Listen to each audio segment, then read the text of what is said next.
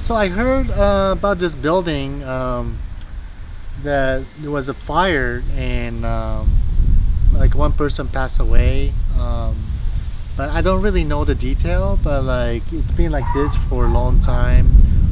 Um, you know how Japan get a modern building? It's really rare to see like abandoned building like this. You can see that this in the Alameda or you can see this in the Bay Area a lot, but not really. I would say Detroit. um, but yeah, I've been here for 5 years in Tokyo. Even before, when I was in the Bay Area, I came to visit like maybe 8, 10 years ago, and this building was like this for a while. So it's pretty crazy. I'm here with Shinji Hasegawa Yo. and going to be just interviewing him, talking about his background. So maybe start out by talking about how long you've been in Japan so far and what brought you here originally. Yeah, I've been in Japan, Tokyo, Japan, for about 5 years. Um, I'm basically from Bay Area, San Francisco, California.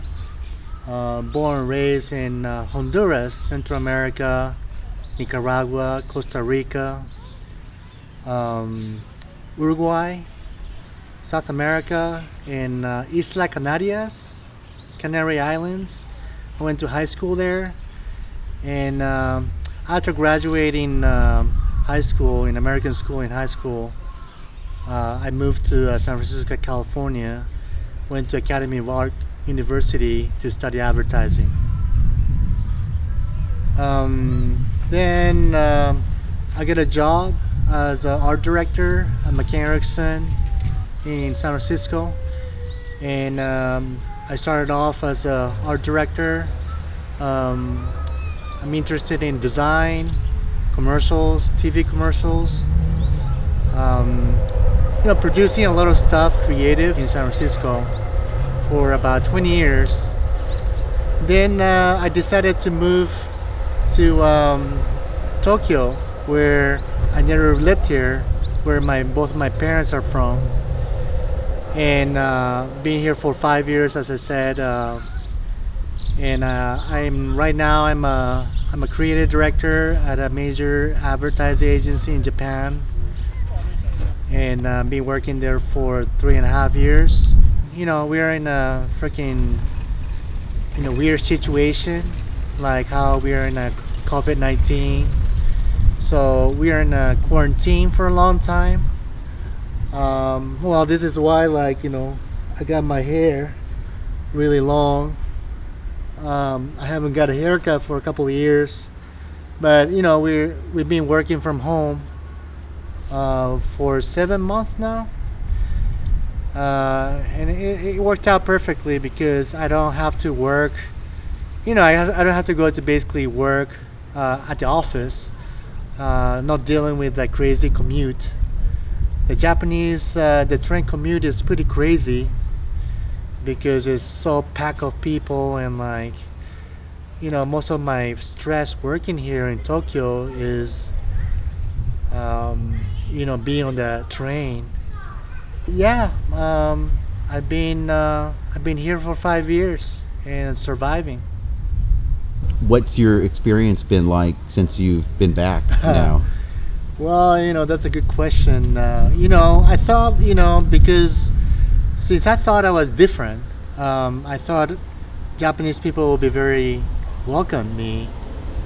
Um, However, I'm so Japanese American that I do look fully Japanese, and I guess Japanese people get kind of freaked out, like maybe they get shocked by like experiencing who I really am. And since I'm like Asian outside, Japanese looking outside, wearing freaking kimono and stuff. But basically inside, I'm a Latino American. Um, I'm so like culturally different to where they are from. So it's pretty tough living here as an Asian American.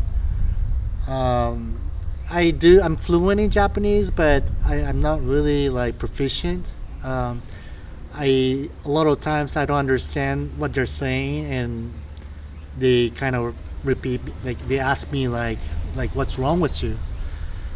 So that's kind of one of my frustrations.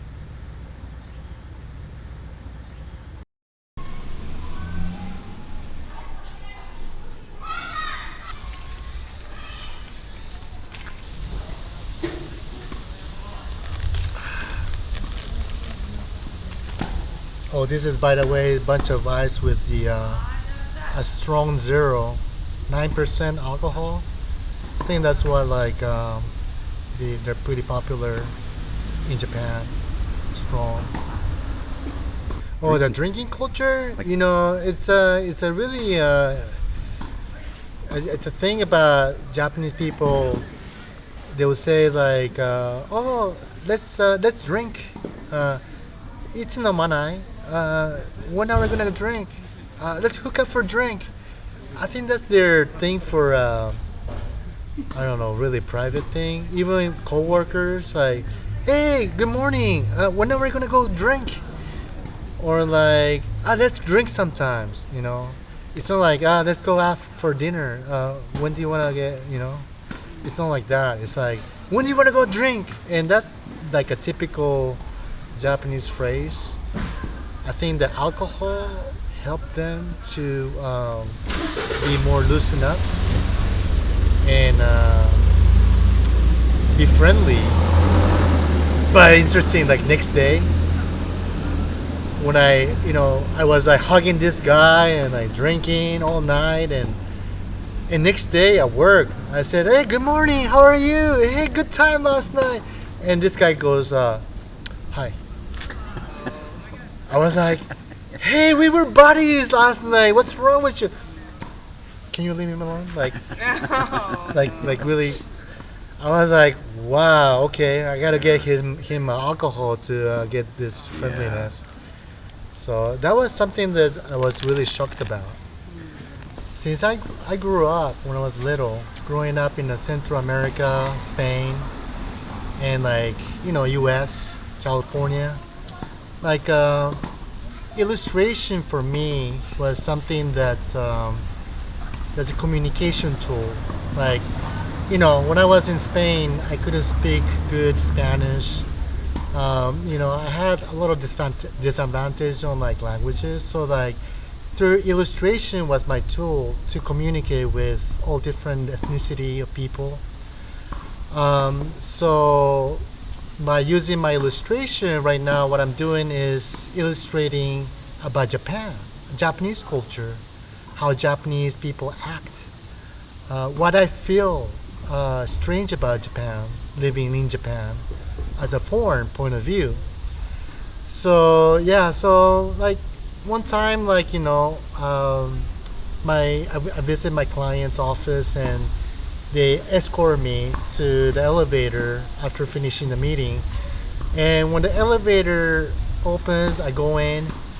The elevator, basically closes, but like the Japanese people, they're just like bowing till the door closes. They're like bowing. I just felt that was kind of, strange and shocking experience.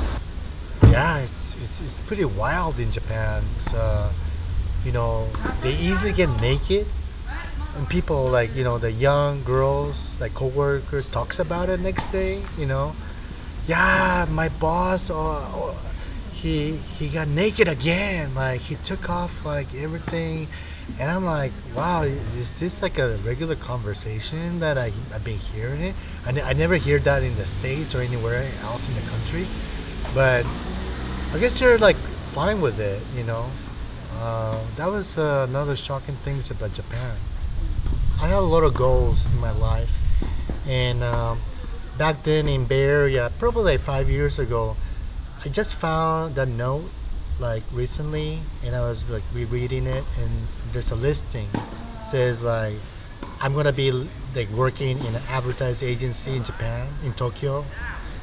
I'll be having a nice watch. And the third one was like I want to make a living with doing illustration. Since I was a kid, as I told you, like I had a language problem, communicating. So illustration was a powerful tool for me to communicate, like portray my goal, my thinking, my thoughts, ideas to people, and that was my major communication tool. So I think the bottom line is I would love to make a living making illustrations, and I don't know, that could be a provocative, or that would be could be a funny, or something that's you sort of like understands how I feel. A lot of people, like some Japanese people, like was not happy about my illustration because um, they think that's not true. Japanese people are a lot nicer. But I try wanted to portray my whatever I experienced in Tokyo this past 5 years. What I saw as shocking, I just honestly put in on the paper, and that's my style of illustration. Yeah.